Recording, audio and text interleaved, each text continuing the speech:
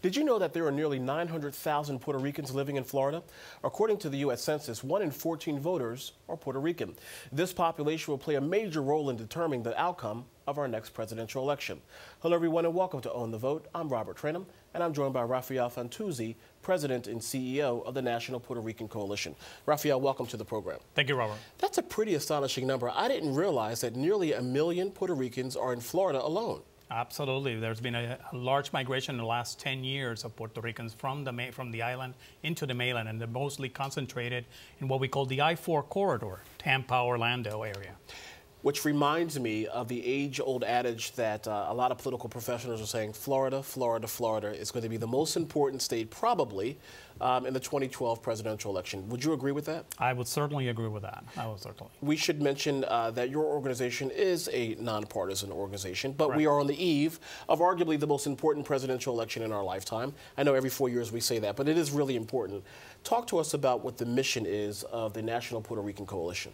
Well, our mission is to enhance the social and economic well-being of all Puerto Ricans on the mainland and the island, and of course, you know, our allies, with a special emphasis on the most vulnerable. And Rafael, speaking of the most vulnerable and a special emphasis on Puerto Ricans and your allies, what are the two issues you would make the argument are the top two issues for your community in this presidential election? You know, we're no different than any other community. Our top two issues are the economy and jobs, and education, of course. I mean, those are the issues that are relevant to every American. And, you know, we are Americans, so we're in the same boat as everybody else. And do you think that Governor Romney, let's start with him, as the Republican that's running for president, do you believe that he has a articulate, visionary plan for the Puerto Rican community?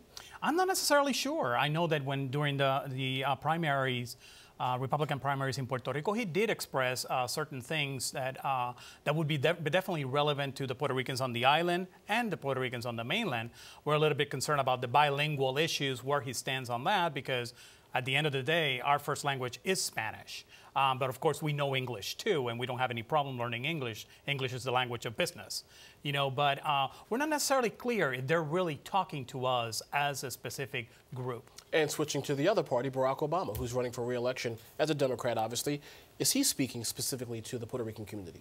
Well, I mean, I think he does. I think he has in the past. I mean, by first of all nominating Associate Justice Sonia Sotomayor, that certainly looks that he is supportive of not only the Hispanic community, but a very, very, very well recognized Puerto Rican. Do you think, I mean, obviously Puerto Rican's a bit different when it comes to the amnesty program, the self-deportation argument during the Republican primary. Do you think Mitt Romney hurt himself when he said that illegals in this country should self-deport? You know, it's very interesting because I have, you know, I work as part of a coalition of different organizations, and some of the organizations do claim that, yeah, he hurt himself. Others say, well, you know, hold on a second. Of course, you know, as a nonpartisan organization, we have friends on both sides of the aisles, and we have Hispanics on both sides of the aisle. He might not have helped himself because that's a very polarizing issue from within our entire community.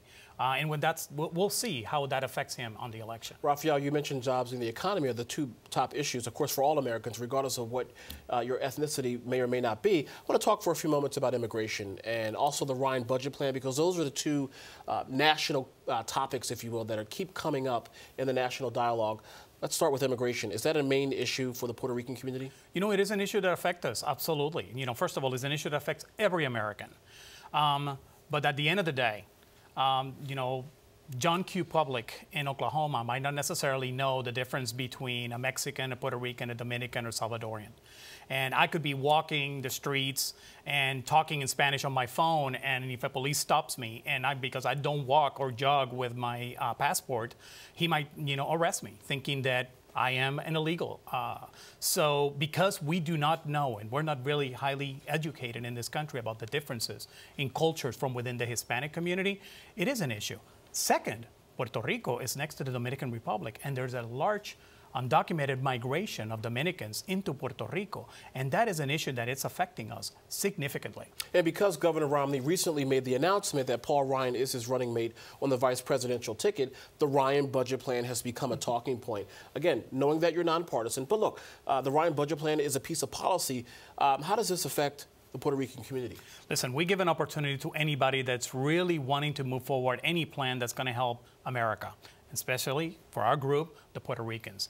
I was a little concerned about the Ryan budget plan because originally he was not aware that... You meaning Congressman Ryan? Congressman Ryan, correct, was not aware that during the healthcare reform, Puerto Rico received a significant amount of money increase in order to bring us closer to parity to the other states. And they were going to eliminate almost $6 billion. And I'm sure Governor Fortuño, who is a Republican, the current governor of Puerto Rico, immediately had to call him and say, listen, you're gonna bring me a lot of problems if you eliminate these funds for the island. Rafael, we hear these names, Marco Rubio, Susana Martinez. We have some other individuals that are members of Congress and so forth that are of Latino descent.